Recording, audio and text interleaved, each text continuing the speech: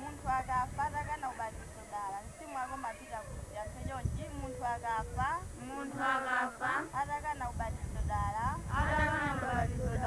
msimu wako mapita kujehena muntu agafa atakana ubatizo dala kibwereze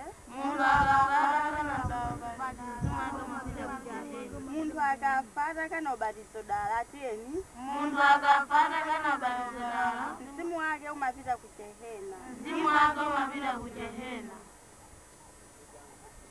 kukana kubatiza muntu ofuna kufa mkushimwa kwambiri mkushimwa kwambiri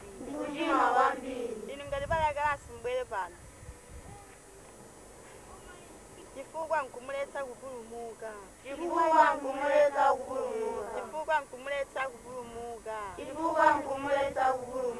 kodi kukana kubatiza muntu ofuna kufa mkuchimwa eya